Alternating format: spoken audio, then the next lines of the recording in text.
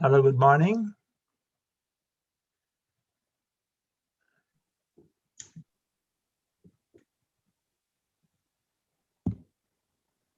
Hi, nice to see you again. Thank you. It was, yes, yes, we met just a minute ago on the other. Yeah, we are lucky. I was wondering whether I was looking for some familiar faces. So Dr. Suman appeared, Uno appeared, so I'm assured. Right. I'm in the right place. And also seeing Sumana there. Oh, yes, welcome. Yes. Okay, so we are in order now. Yeah, Okay. wonderful.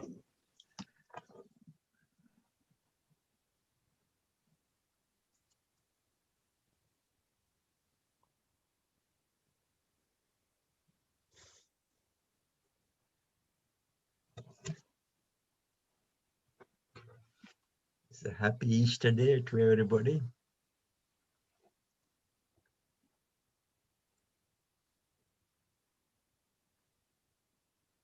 Happy Easter. Yes. Thank you.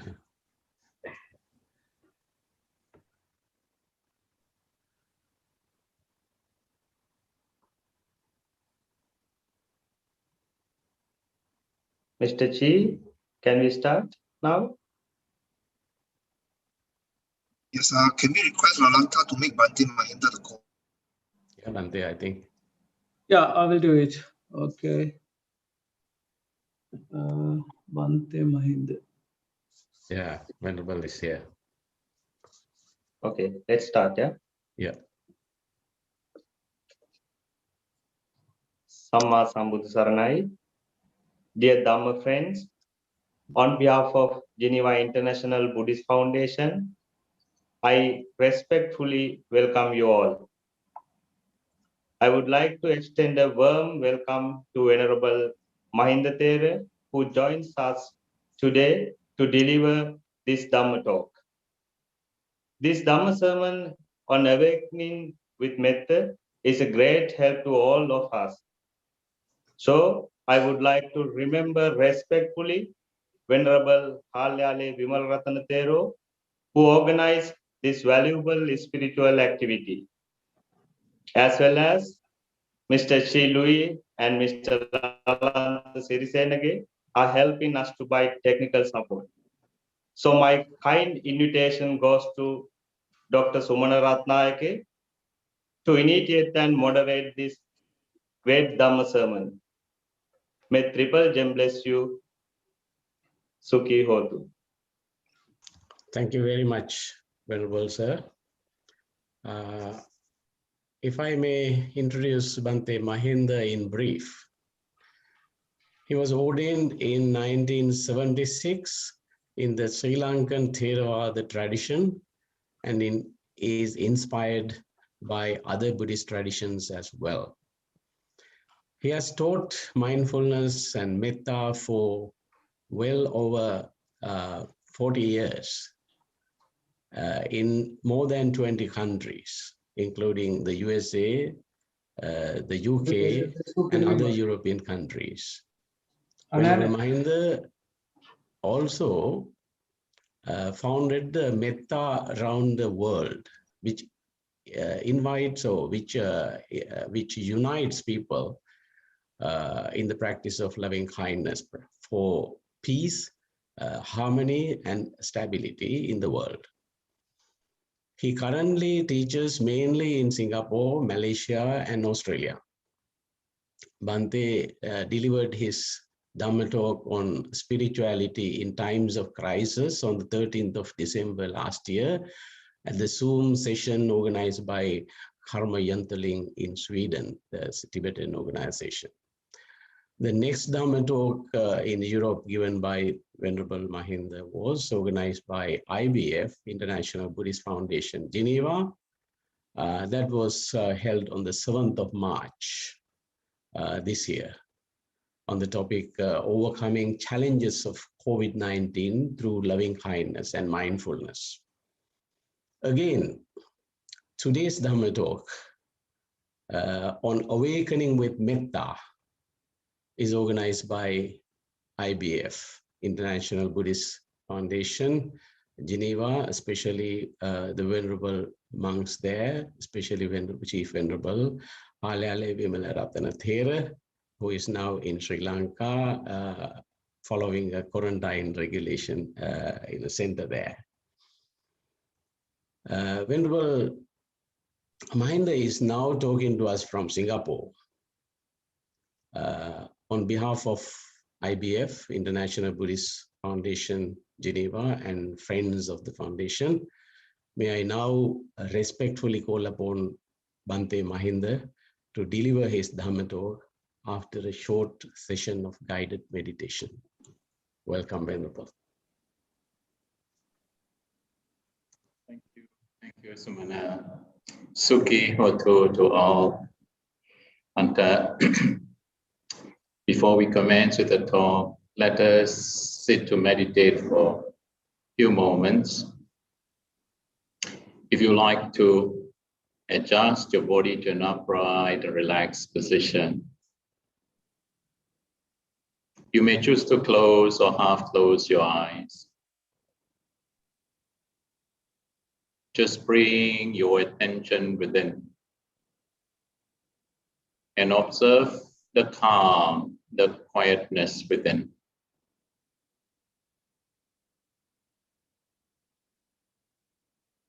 Remain in this state of calm and quietness for a few moments with clear sense of awareness.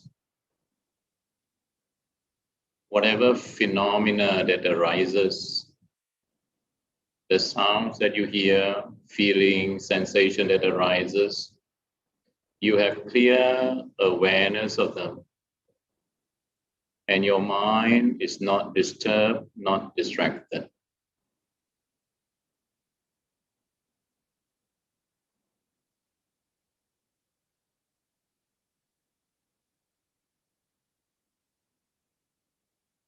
In this state of calm and quietness, you will commence with the practice of metta or loving kindness, wishing yourselves to be well and happy. As you wish yourselves well and happy, feel a sense of well-being and keep a smile in your hearts. And just tell yourselves, be free from anger, free from enmity, from hatred and grudges, free from sufferings, from fear, from worries, from anxieties, and just dwell in calm and peace.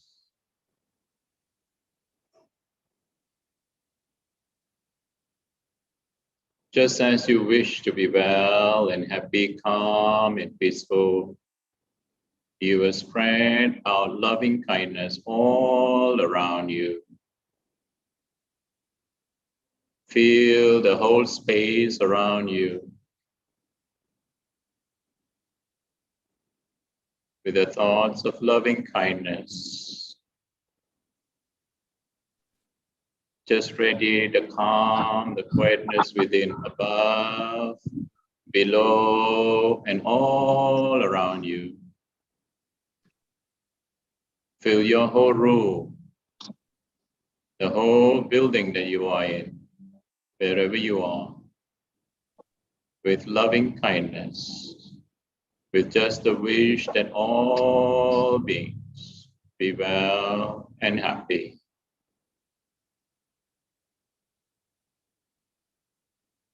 Going beyond the building to all the surrounding areas, all the neighborhood, reaching out to the whole country, and beyond this country to all the neighboring countries, all the neighboring islands, covering the whole world and all the realms of existence, known or unknown to us, seen or unseen, that may all beings be well and happy. You will now extend loving kindness to all those who are near and dear to you, especially to those who have touched your lives, whom you have respect, you have love towards them, including your parents, teachers. Have good wish for them all, that they be well and happy. May they be free from harm, free from dangers. May they dwell in peace and harmony. May all those who are near and dear to us, may they be well and happy. Also extend loving kindness to those who are less well known to you or even unknown to you, including those that are present in this session, wherever they are. Have good wish for them all, that they too be well and happy.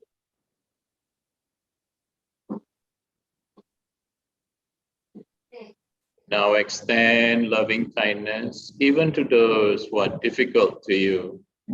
If you feel comfortable to think of those with whom you have had quarrels or misunderstandings or simply unfriendly, wherever they are, just have the good wish that they be well and happy. May they be free from anger, free from enmity, from hatred and grudges. May they be free from sufferings, from fear, from worries, from anxieties. May they dwell in peace and harmony. That may all beings be well and happy. All beings be well and happy. Fill your hearts with pure love and compassion, and cherish the good wish that all suffering beings be free from suffering. Those in sorrow be free from sorrow. Those in fear and dangers, may they be free from fear and dangers. May all dwell in peace and harmony. That all beings be well and happy. All beings, may they be well and happy. Sadhu, sadhu, sadhu.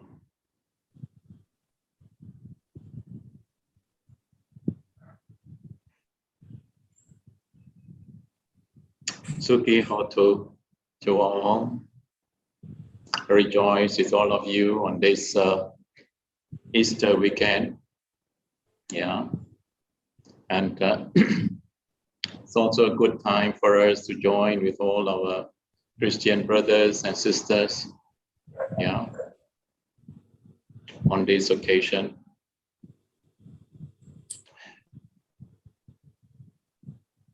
Awakening with Metta.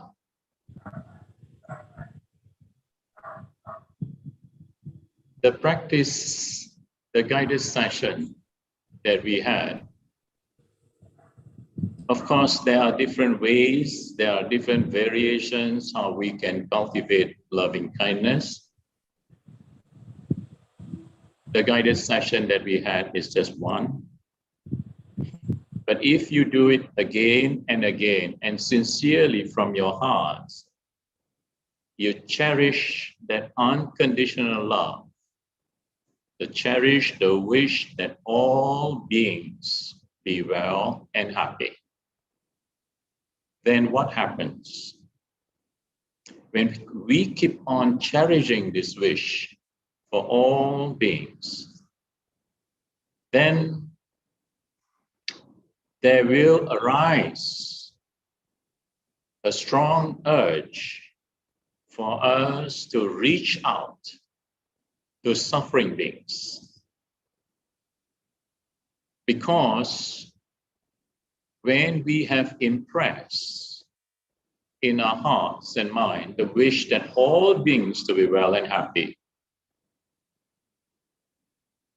when we open our eyes and when we look around us and when we see that there are so many beings that are suffering, there are so many beings that are unhappy, then there will be this urge, the urge in us to reach out to give a helping hand to others. And over time, what happens is we begin to realize our own limitations, that even amongst our loved ones, amongst our family members, that we are not able to help them the way that we wish to help them.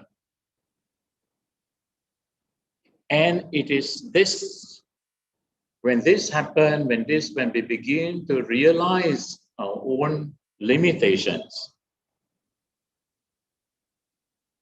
and yet we have a strong urge to help others, that's when the process of awakening begins. We begin to think how we are able to develop knowledges, different knowledges as skills, so that we are able to help others. And this is what the Buddha did in his past lives as bodhisattvas. From life to life, the Buddha strived to develop various values, qualities that are in what we know as the 10 perfections or Dasaparamitas. It is through his compassion, through his love and great love and compassion, that he cultivated all these different qualities in order to have that knowledge, the skills to help all sentient beings.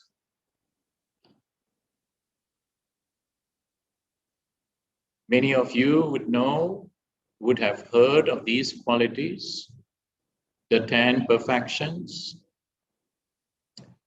We learn in the Sunday school, Dana,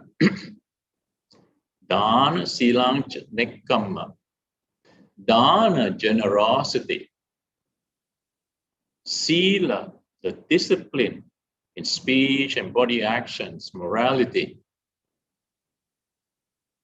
Dana, Silancha, Nekkamma, renunciation.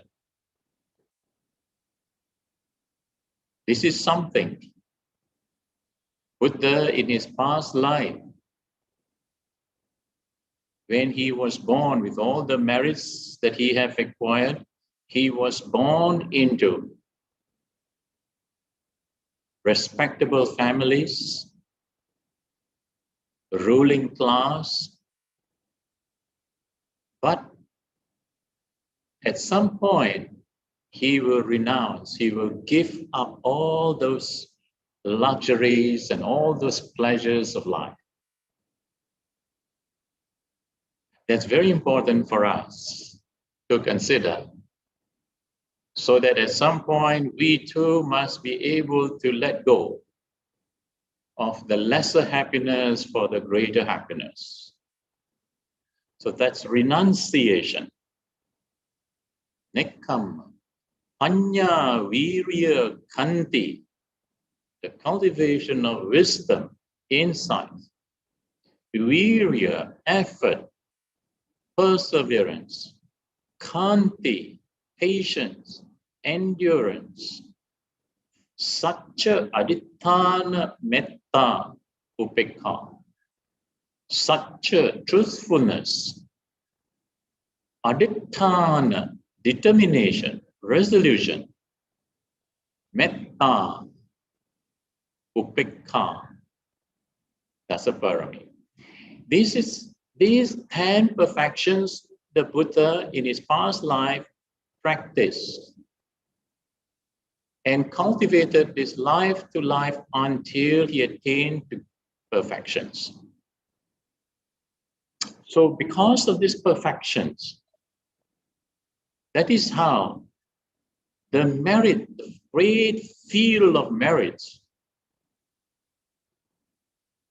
that enable him to be born at a time, at such a place, with the parents, where he had everything what the material world could offer him.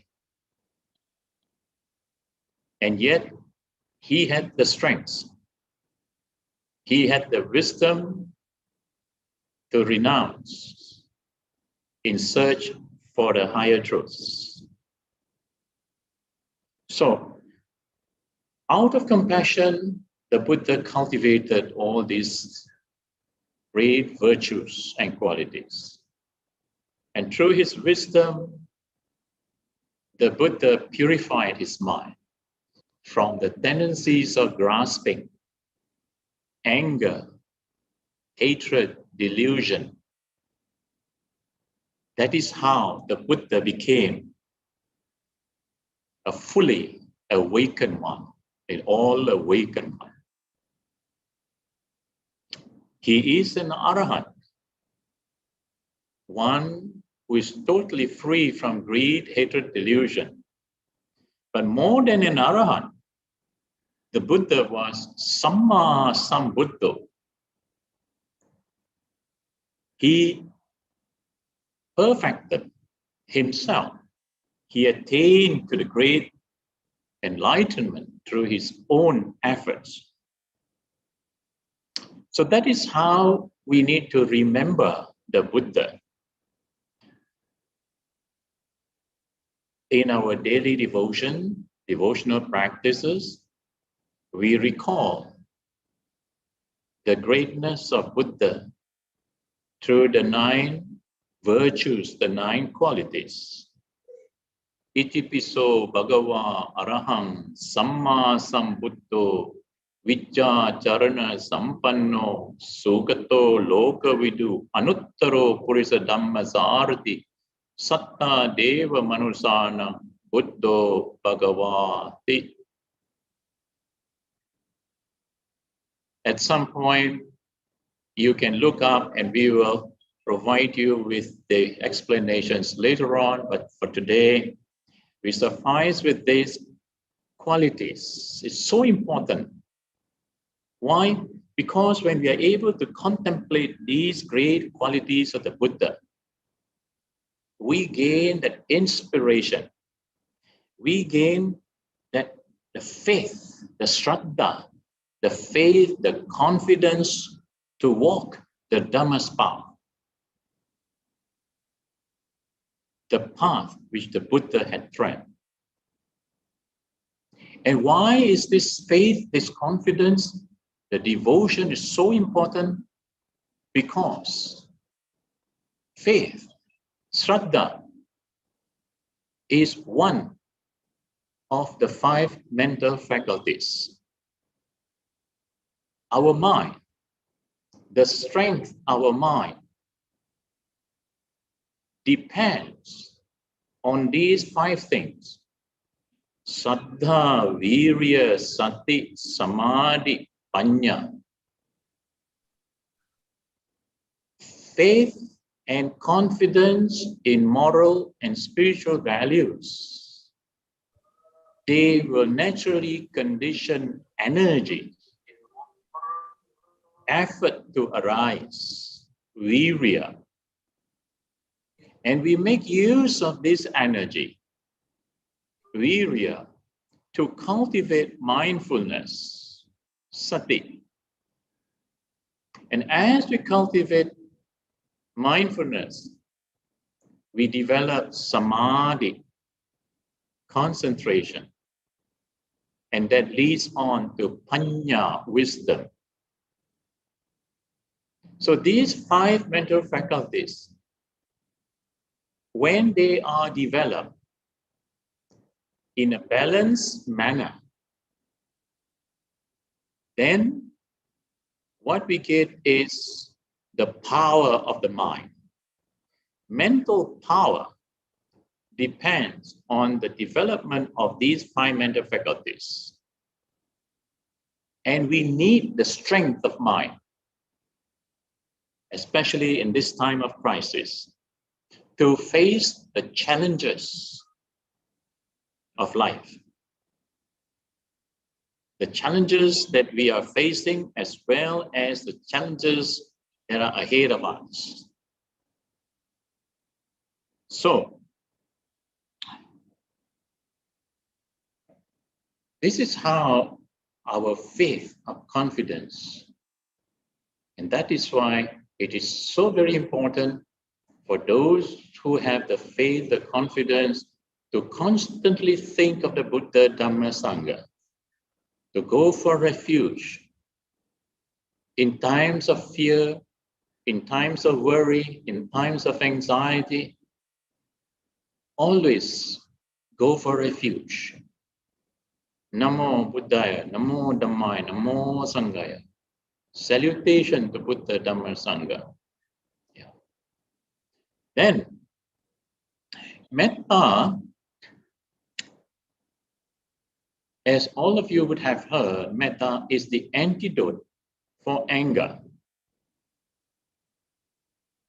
But more importantly, metta has the power to bring about the ripening of merits and perfections. All the merits that we have acquired from life to life. And the perfections, as what we mentioned just now.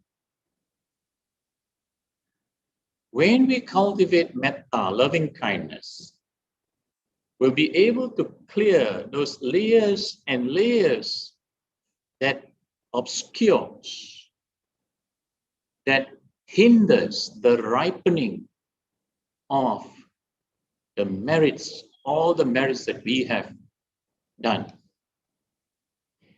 How you can understand when you get angry with your loved ones, be it your parents or your spouse,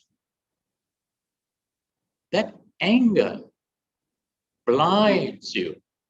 In other words, you totally forget all the goodness of your loved ones. You forget the goodness that your parents, what parents have done to you, what your spouse have given you. You totally forget about them.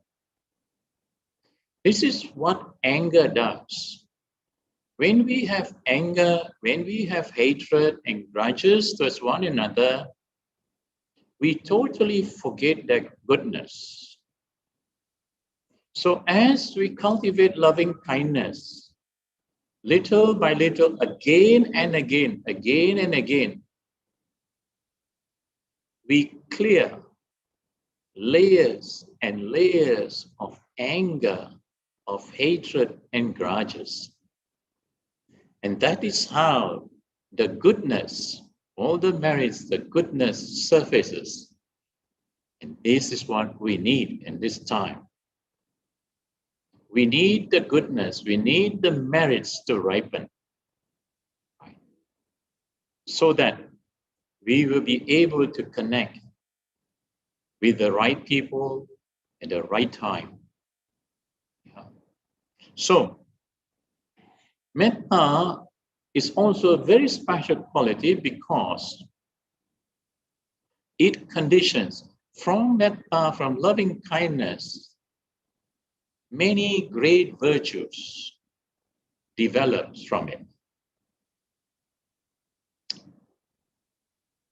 The well-known ones are metta, karuna, mudita, upekkha. This is what we call the Brahmavihara, the 4 sublime states of mind. Or in the Mahayana schools, they prefer to call this the 4 immeasurables. Because when we cultivate loving kindness, it goes beyond boundaries, beyond borders. As we break the boundaries, it becomes immeasurable. So, metta, as we mentioned earlier, when we cultivate loving kindness, we wish that all beings be well and happy. When we see others not well, not happy, they are suffering beings, naturally, the thought of compassion will arise. The compassionate thought, the wish that suffering beings be free from suffering. That is how metta conditions compassion to arise. And when compassion arises, what happens? We get that urge to reach out to others, to give a helping hand to others. And when others receive that helping hand, and when they are able to overcome their problems, their difficulties, their fears, they are happy. When we see them happy, we feel happy.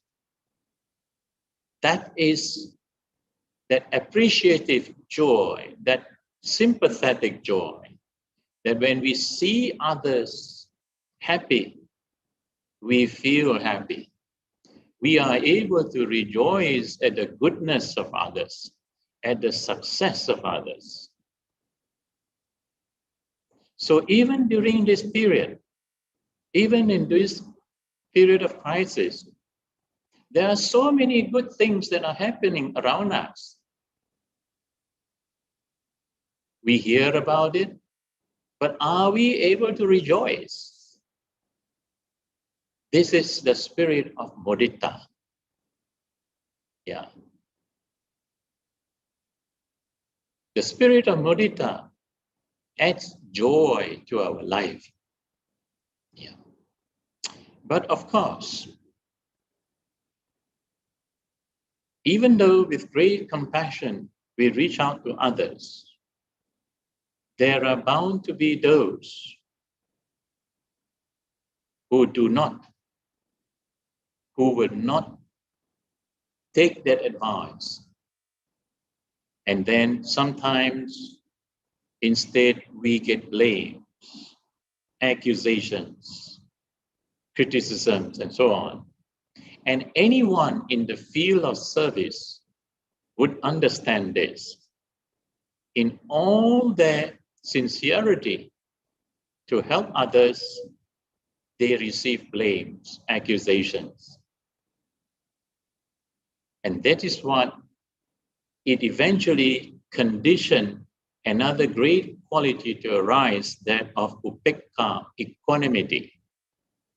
That equanimity that is born out of wisdom, understanding the law of karma, understanding the worldly conditions. There's profit, there's loss. Now at this time, you see so many businesses shut down. Economies, global economies shut down. But they have made their money. Before the pandemic, They have made their money. Now, if they do not have this kind of balance, harmonious balance of mind and equanimity, then they will be very badly affected. But those who understand this, in this time when they lose, they understand they have made in the past. Yeah. And then they can also make, there's profit, there's loss. One time they lose, another time they gain profit. They gain. There is praise and blame. Yeah. There is fame and ill fame, happiness and sorrow. These are the 8 worldly conditions. One who cultivates and attains to that state of equanimity, they are untouched by these worldly phenomena. So, this is all the work of metta, loving kindness, the seed. When you develop the seed of metta, loving kindness, then compassion grows. Then the altruistic joy, appreciative joy, and eventually we develop that equanimity. These 4 qualities are so very important. When we cultivate these qualities internally, as we cultivate metta, karuna, mudita, upekkha, then what happens? Then at some point we will start to manifest at the external level. Outwardly, we manifest 4 other qualities. And these are called the Sangha Vattu. Sangha Vattu, they are the principle, the 4 principles of service. And they are essential in this point of time. And what are they? When one cultivates loving kindness, compassion, altruistic joy, and equanimity, then it eventually manifests into dana, generosity. Through metta, we develop generosity, a generous heart. Pure vacha, we develop the courteous speech, the pleasant and courteous speech. When people are in trouble, when people are stressed, our words are very important. Our kind speech, courteous language helps to uplift them, console them. Then, atacharya, that is helpful activities, beneficial actions. And the 4th one is samanattata. Samanattata is about impartiality. That means that unbiased. We help anyone that is in need of help. There are very kind, there are very helpful people in the world, but there are many who also have very biased, that they will only have kind, their own people, their own family members, their own clan, their own race, their own nationality, the people who belong to their own class, their own, what you call beliefs or faith, and they don't care for others. But when we cultivate these values, samanattata, then we break that kind of divides, that impartiality. Whether they are people whom we know, people who are unknown to us, we also extend our help in times of need. So you see, these qualities, how these qualities play a very important part during this time, in this time of crisis and beyond, when we need to unite, to bring people together so that we'll be able to harness the knowledge, the skills, the potential, the talents. Each and every one of us, each and every one of you, you all have different skills, different knowledges, and different potentials. And when we are able to reach out, to harness this, this is how we'll be able to work for the welfare and happiness of the many and reach out eventually to all. So when we look at the world today, we see what the world really needs is love,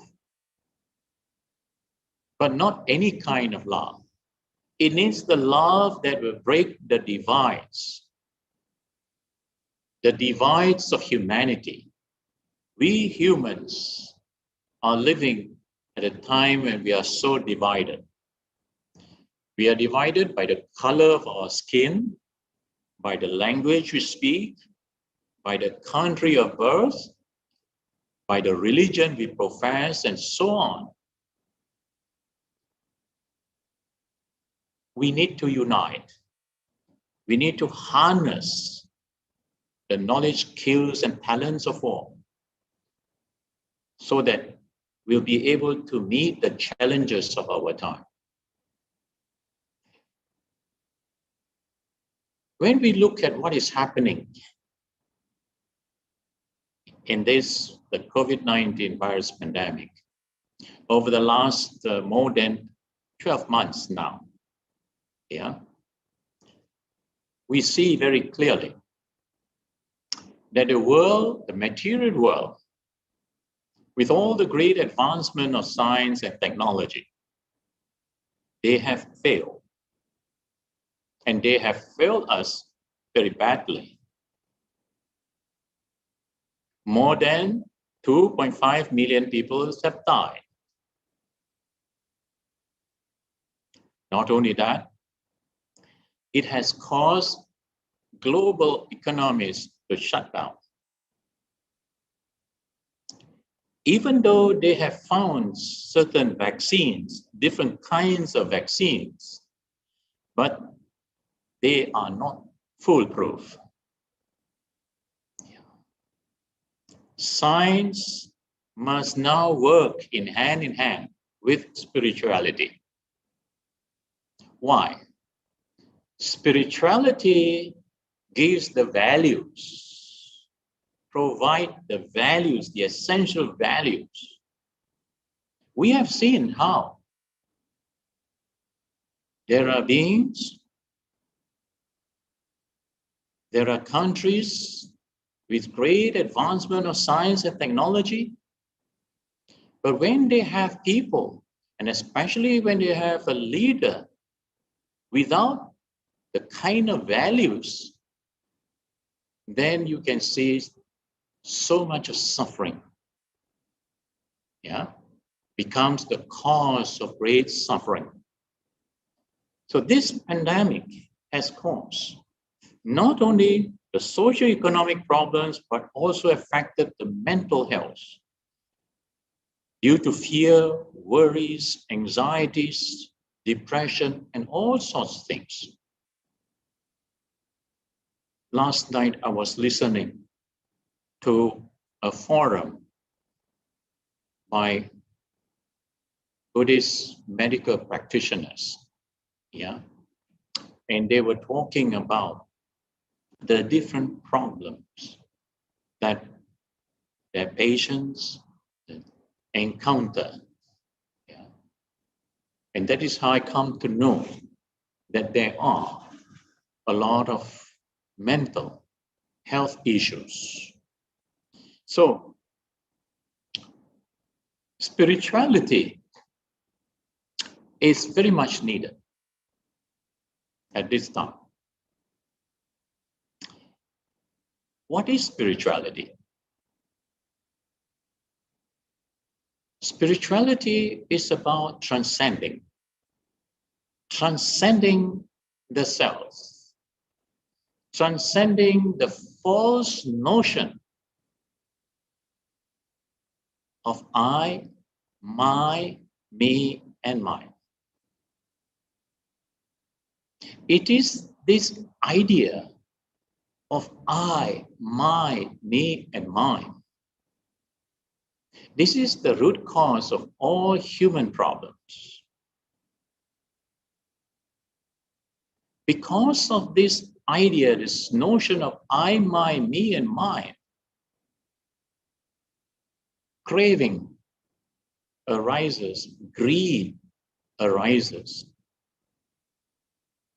Where there's greed, then anger, hatred, grudges.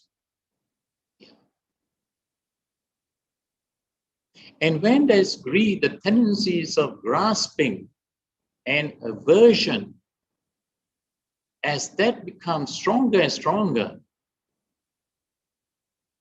they manifest into all kinds of other unskillful tendencies, envy, jealousy, stinginess. And all these form a cloud that prevents the mind from seeing things as they really are. So, spirituality is about faith, it's about love, forgiveness. More than that, reverence, garavoja, nivatoja, santutija, katanyuta. And you find that in the Mangala Sutta, where the Buddha advised at a certain stage of one's life, when one is ready to embark on the spiritual path, these values are important. Garo, reverence, nivatoja, humility, santutija, contentment, katanyu, gratitude. These values are essential, important for the mind to develop, for the mind to grow. Yeah? Incidentally, spirituality is not just about God. Spirit, I remember some years ago when I was invited to speak about the spirituality, the great spiritual traditions of the world. And what I heard was most of the speakers talk about spirituality through God, through the belief in an Almighty. And I would like to share with you one experience. I had this conversation, friendly conversation with a Jewish professor in Sydney. One day, the family was very kind. I could actually walk into the house and I received a meal from them. Yeah. And after the meal, we will talk. We will compare notes, we talk about religion and religious beliefs. So I talk about karma, rebirth, and so on.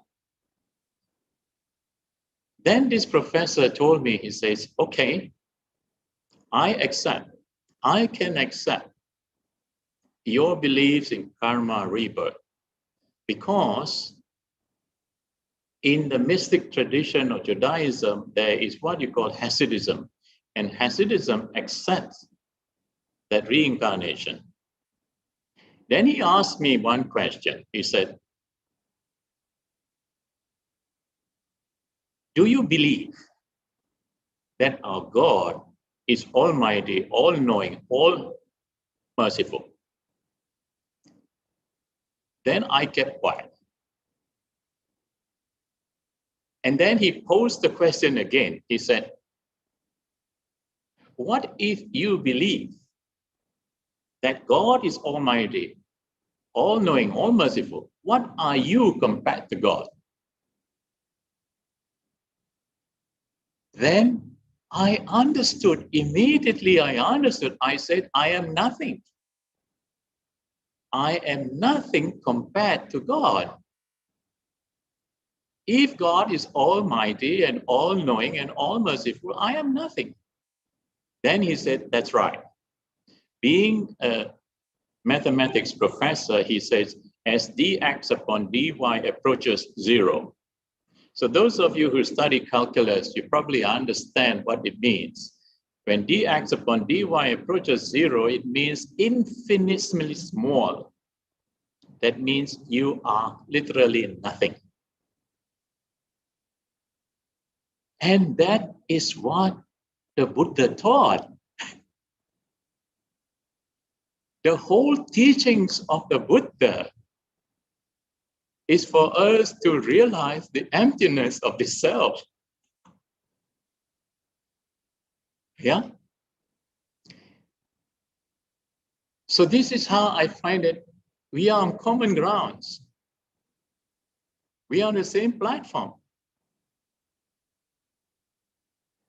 Even though, whether theistic or non-theistic, if you are a real believer, right? And I have actually seen, other religions, other religious leaders who have great faith in God, and they lead a very humble way of life. They lead very simple and humble way of life. And they're so, what you call compassionate, kind, compassionate. Yeah. So what I want to say is this is what spirituality. Spirituality is about the transcendence, transcending this idea of I, my, me, and mine that gives rise to that ego.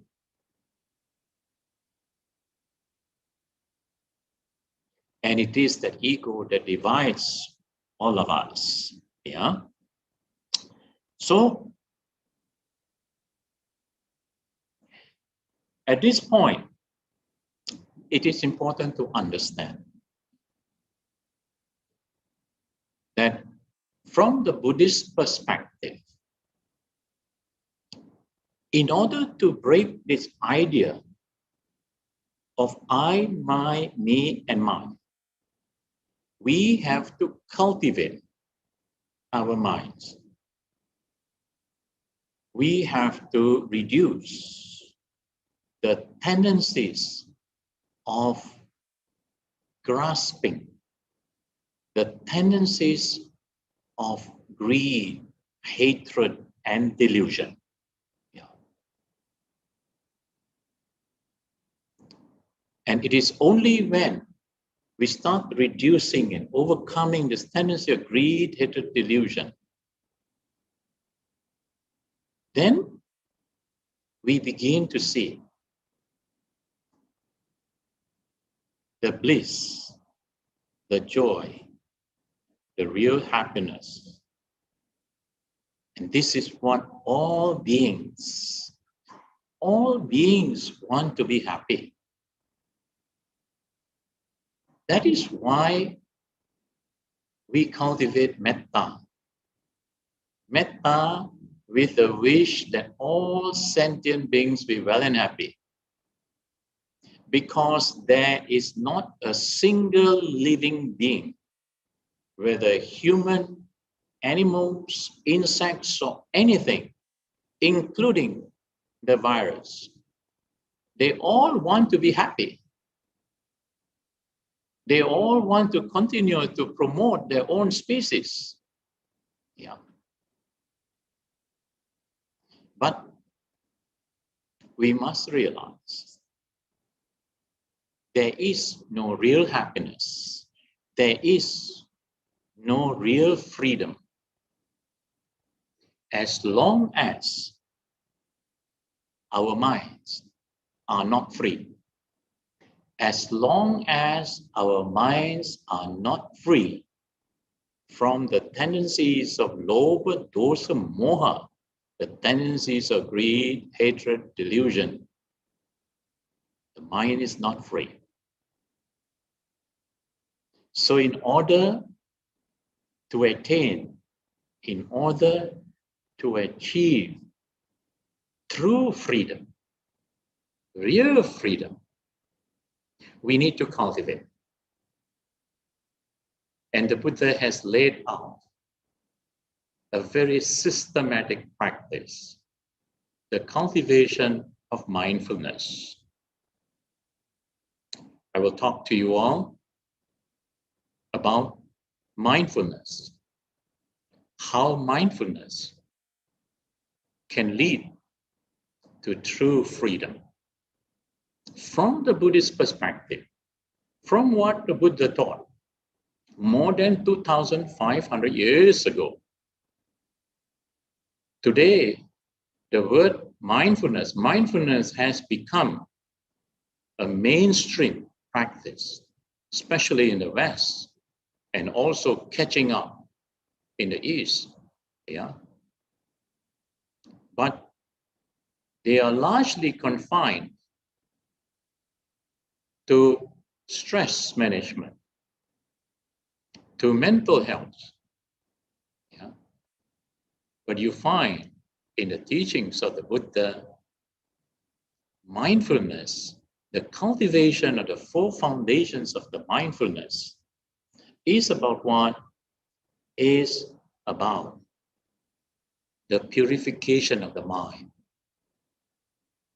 Because all the stress that we all experience, they are the result of excessive greed, excessive hatred and delusion. So if these roots, the roots of greed, hatred, delusion, they are not attended to, then the stress, it will be able to reduce the stress, the tensions of life only at the surface level.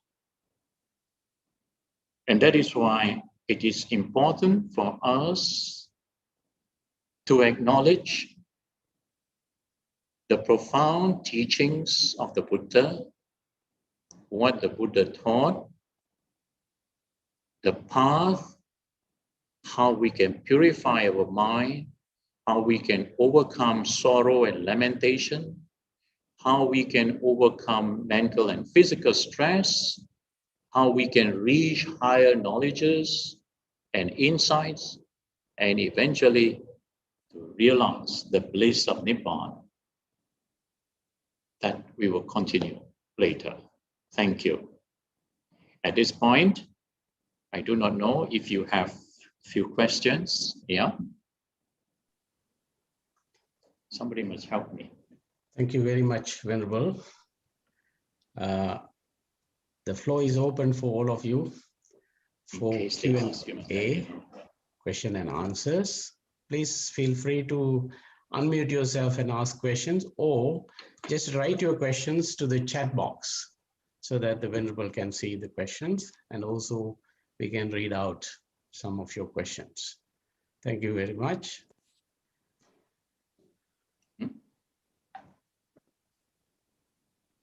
Thank you very much. Until the Bhante. question, yeah.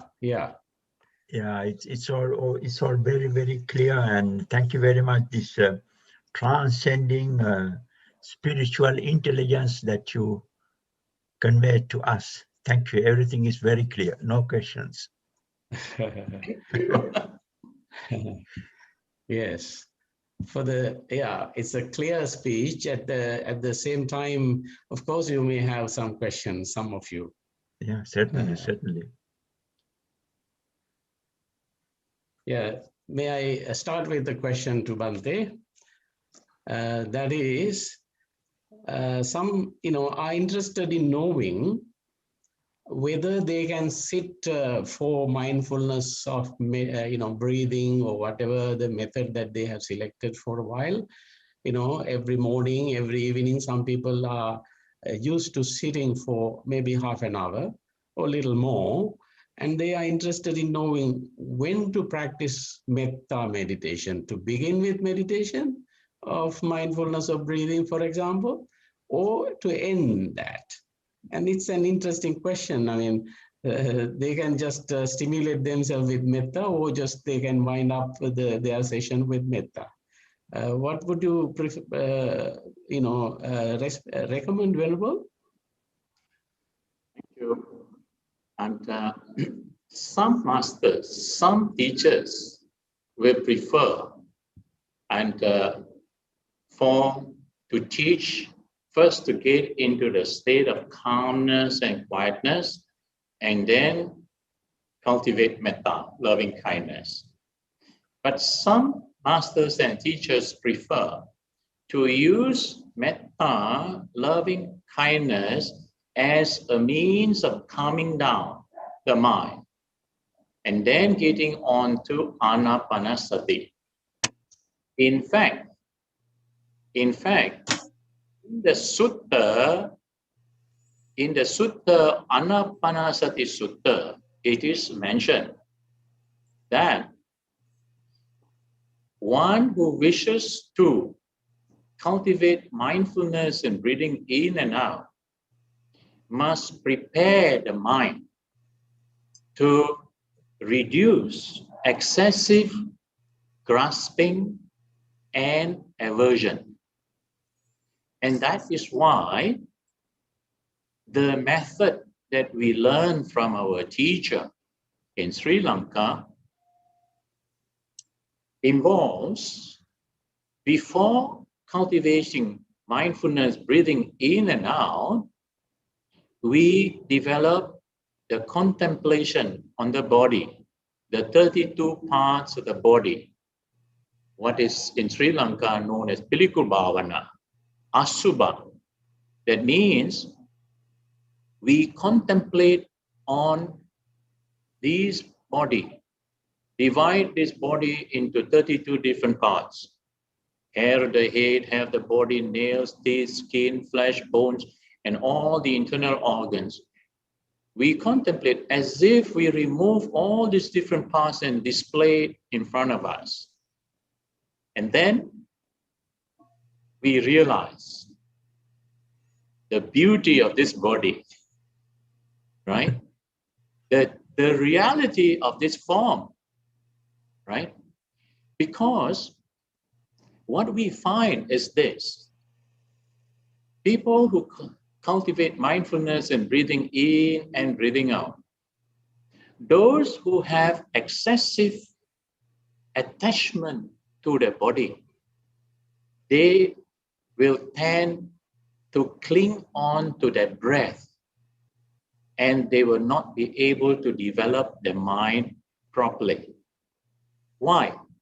Because we need to understand that anapanasati, mindfulness and breathing in and out, is actually a means.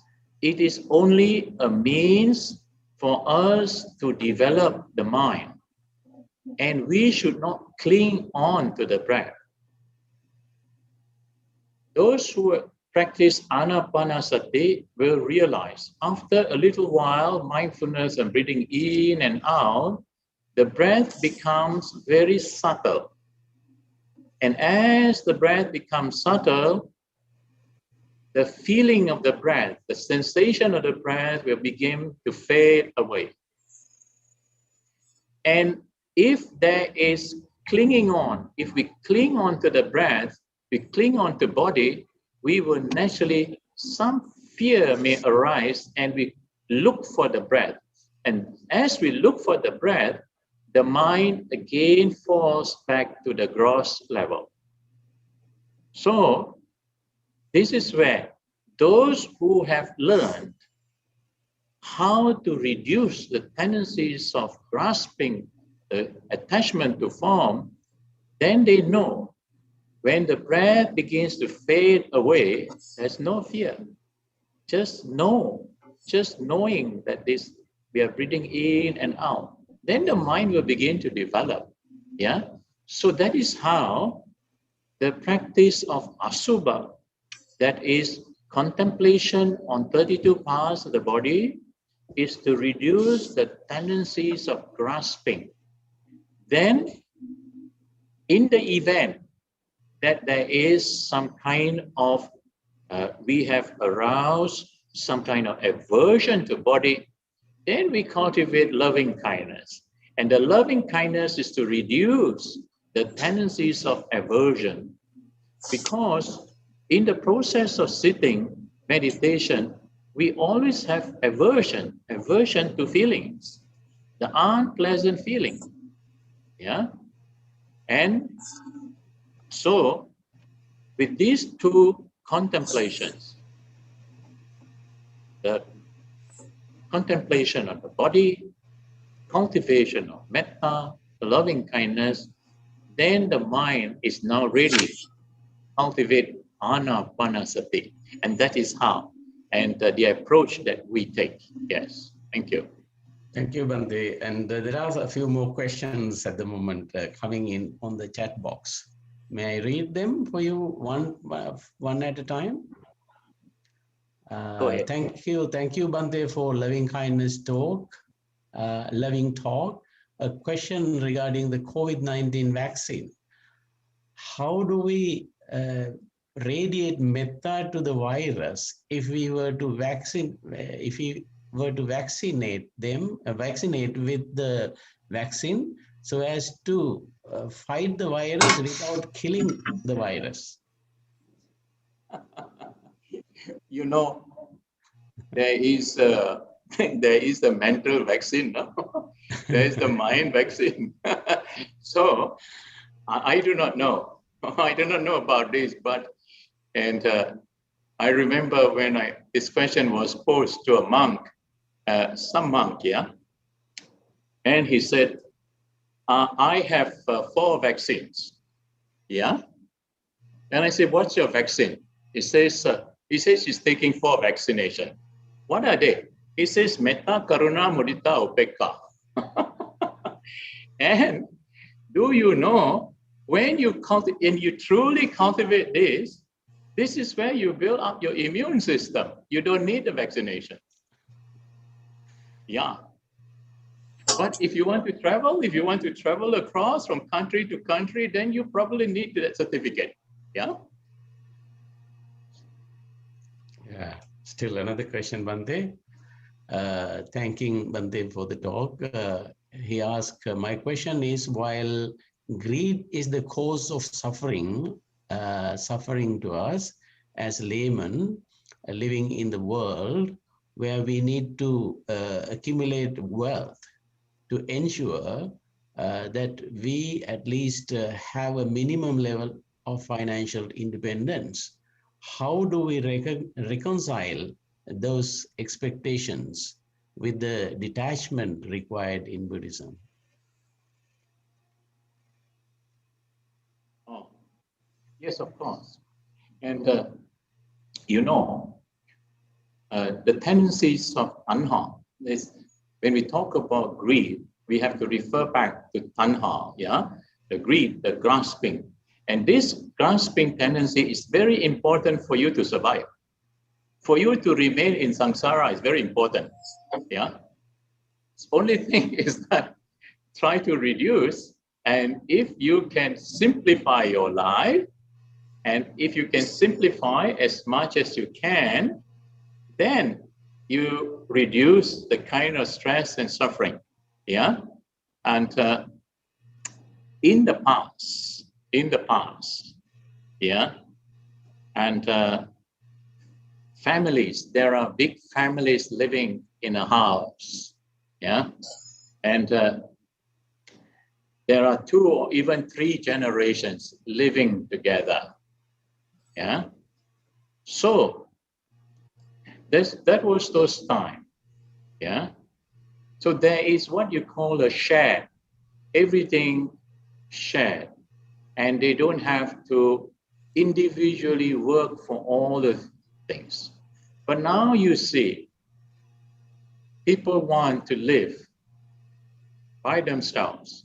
So you find you have apartments, condominiums, big houses with 1 or even just 2 person living. Yeah. And how many cars? 1 car, 2 cars.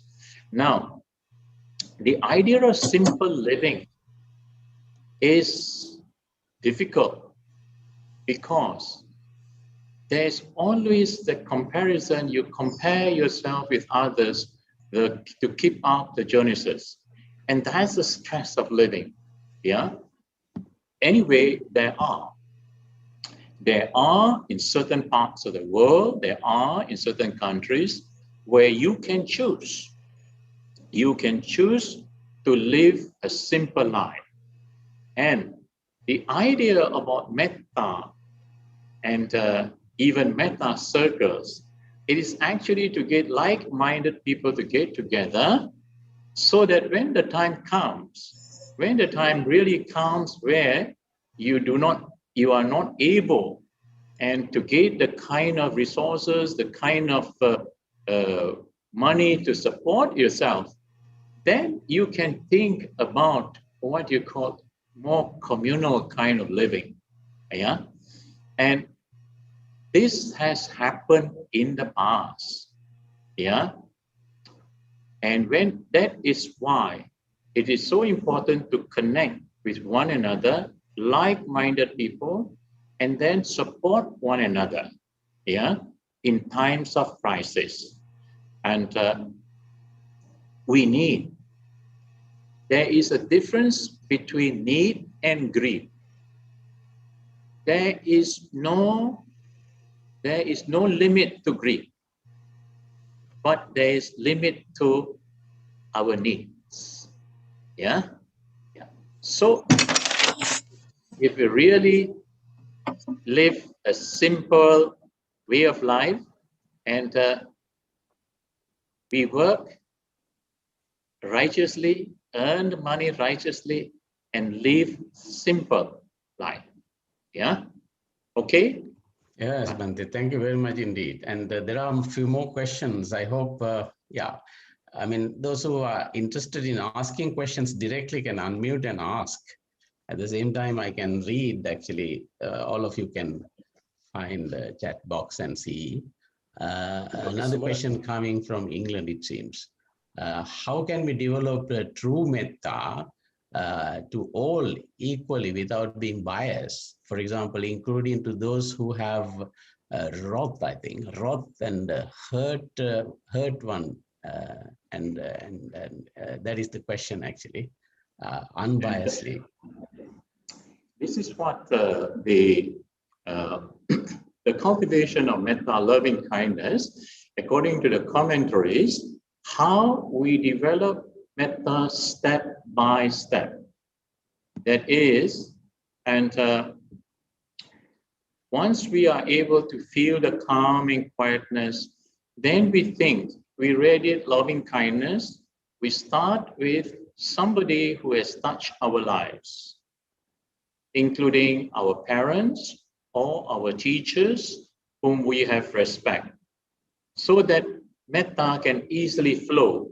The good wish can easily flow Yeah.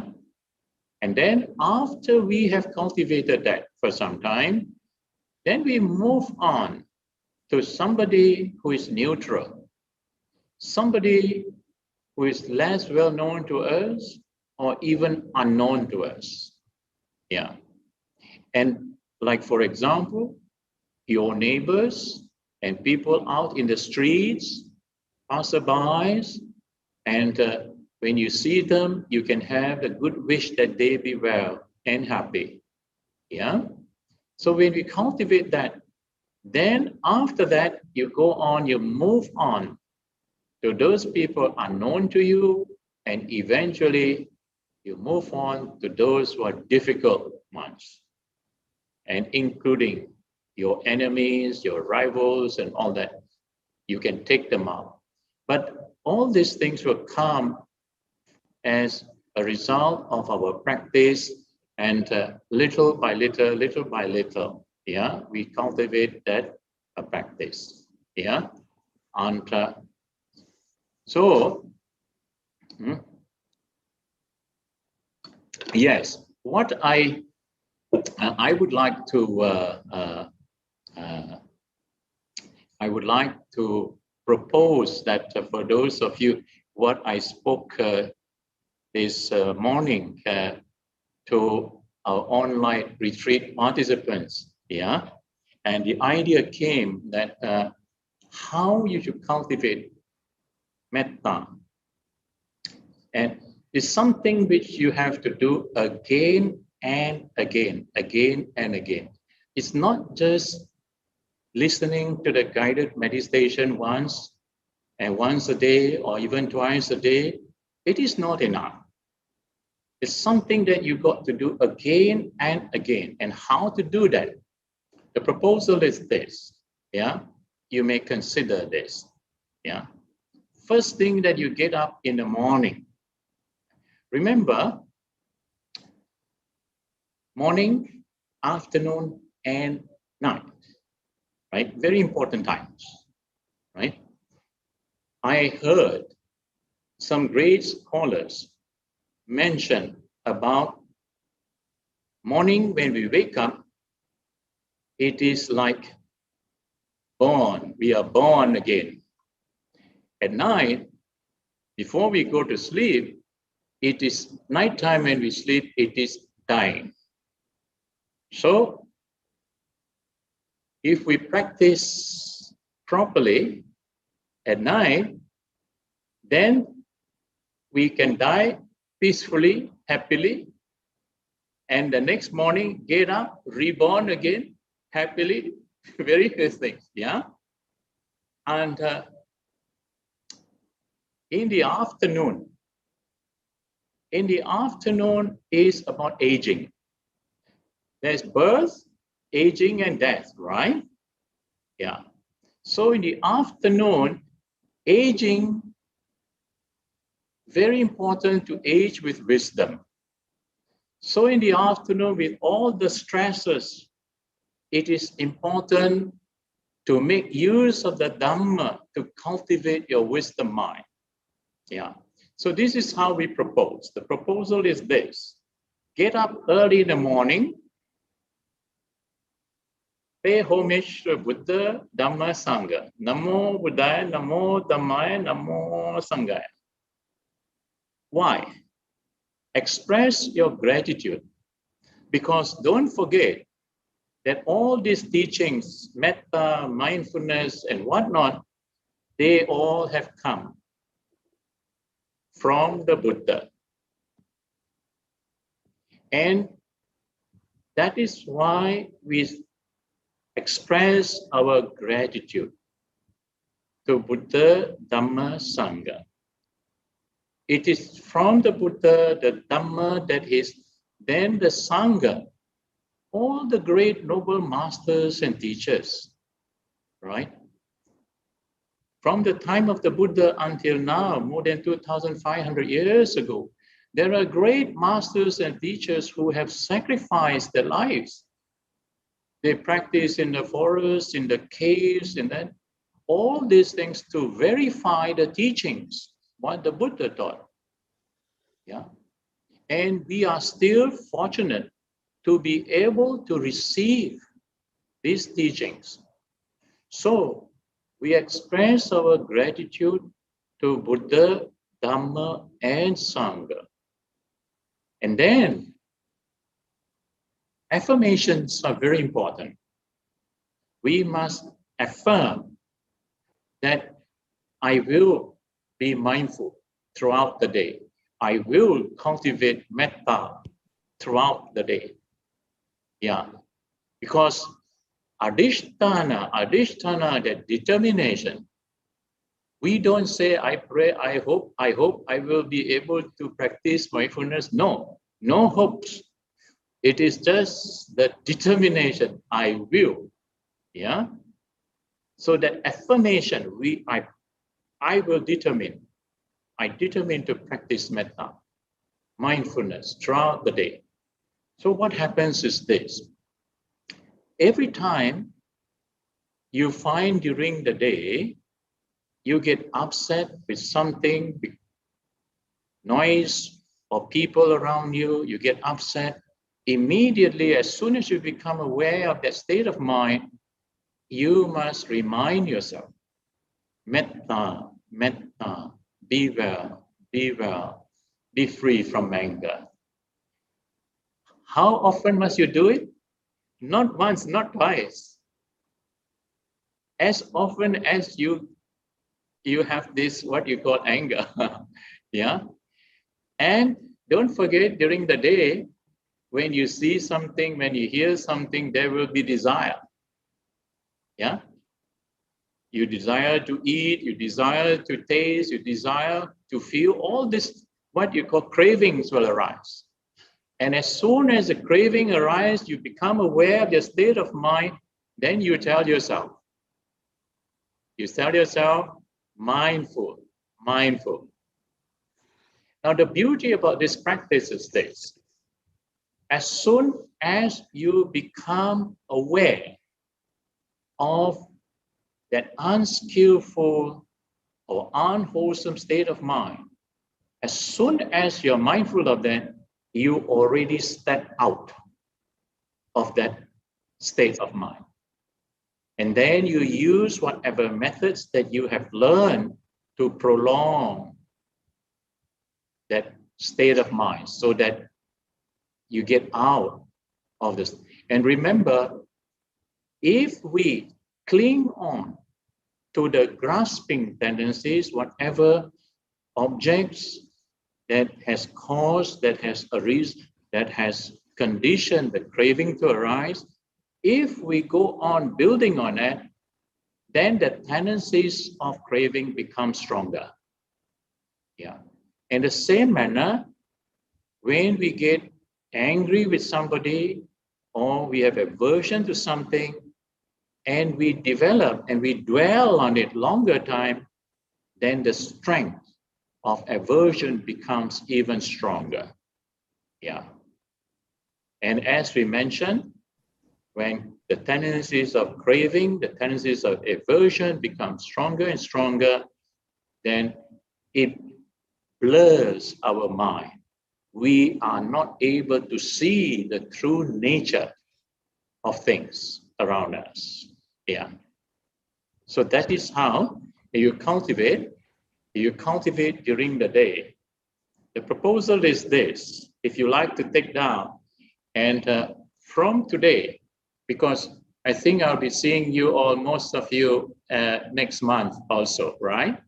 So from today, if you can dedicate 1 hour a day, apart from your religious routine, your normal routine of half an hour meditation, morning or evening, and 1 hour you choose whatever work that you are doing, whether household chores or relaxation or what you have office work that you are doing at home, you do it mindfully. And anytime anger, aversion arise, note it. Get out of that state. Anytime craving, attachment develops, note it and come out of it. Let go of it. Then 1 hour. right? Every day for 1 week. Then by the time I see you, you'll be able to have 4 hours at least of mindfulness, yeah, in 4 weeks. Better still, if you can double up, today 1 hour and tomorrow 2 hours, and then as you go on, yeah, within 4 weeks, you'll be able to have mindfulness throughout the day, at least. And the nighttime, to cultivate nighttime, that is another, what you call another step, yeah? How there are practitioners who are able to even be mindful in their sleep, yeah? But for the time being, let us just be mindful of the waking state, yeah? Yeah. Thank you very much, Let us try. Yeah. Yeah.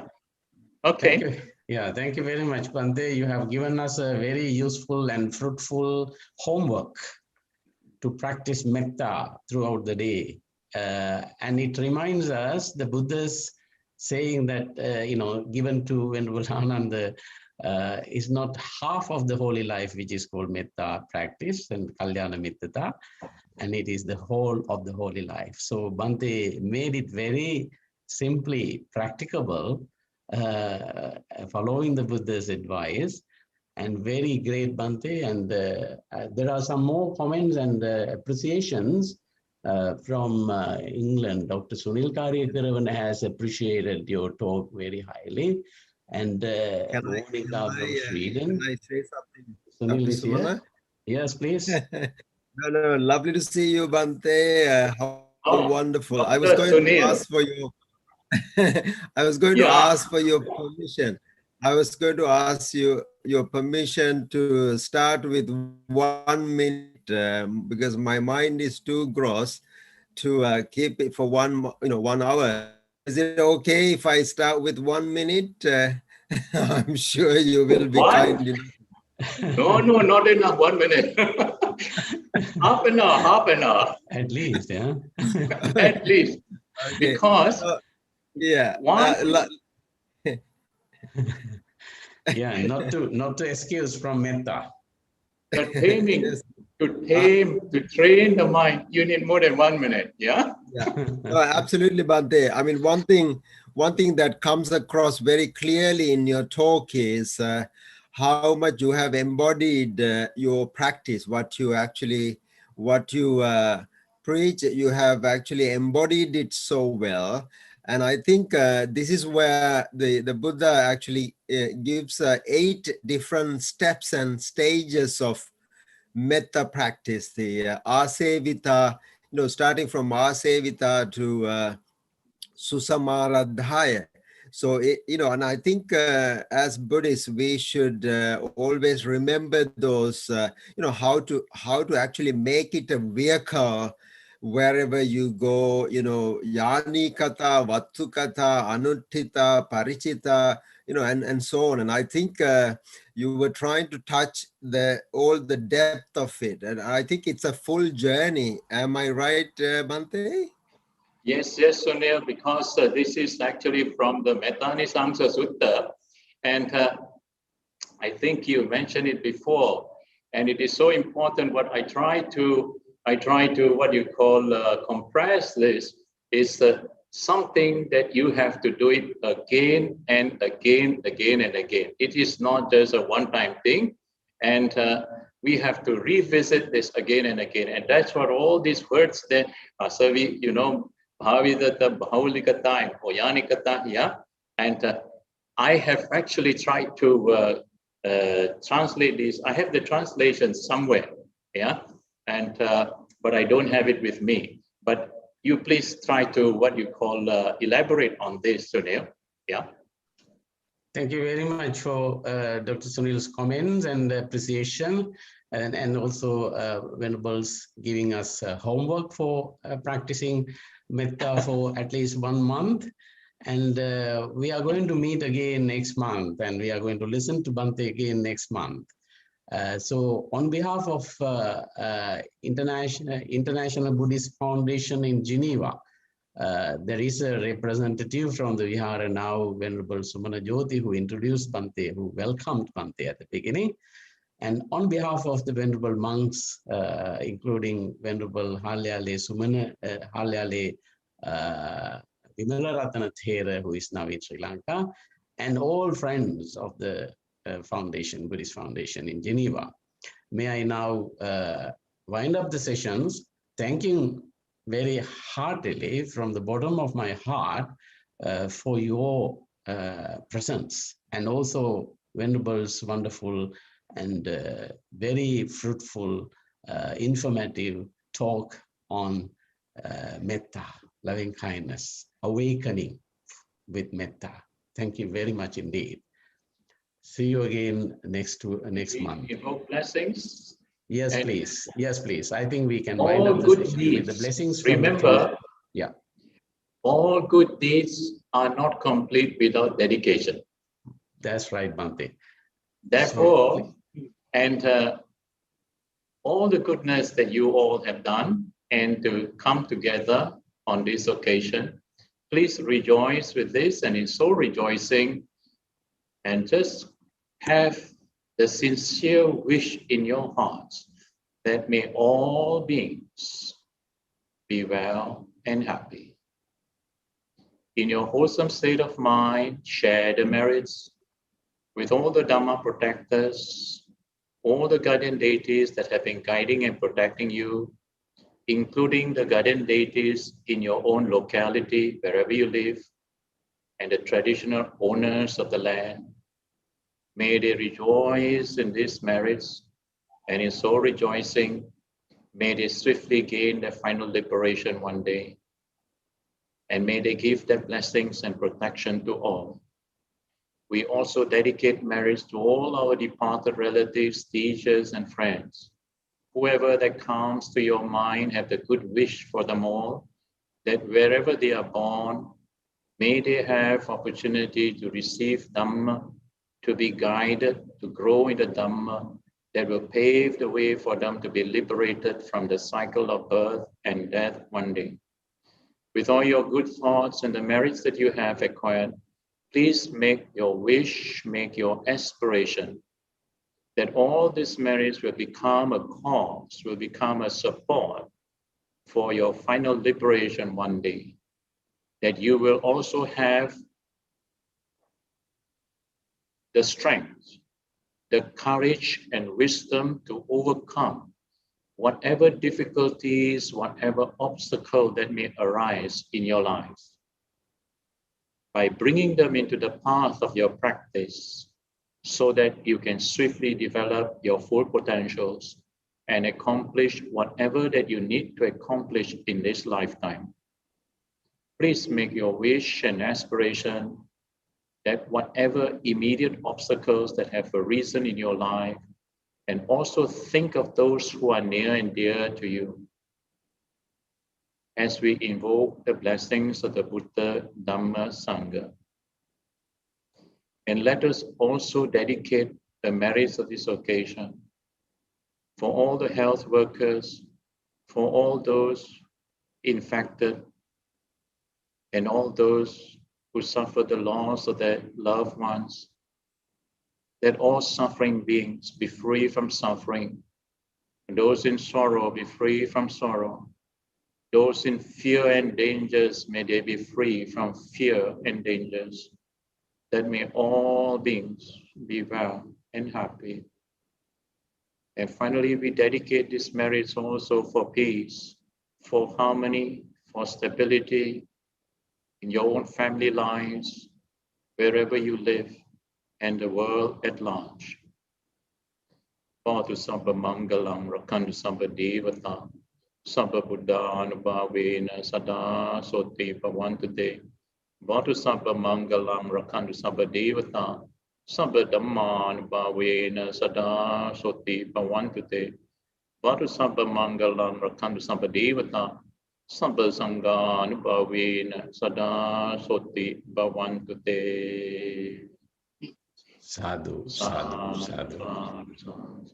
Excuse me all. Venerable Mahinda Thero, I would like to pay my all gratitude for this Dhamma session.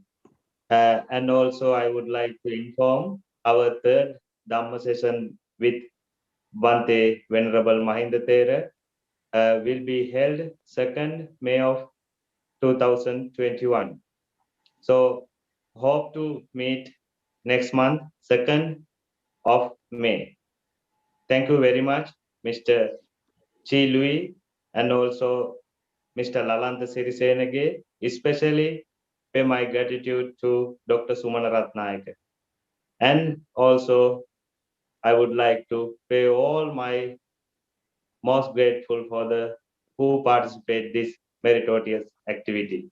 Thank you very much. Thank you.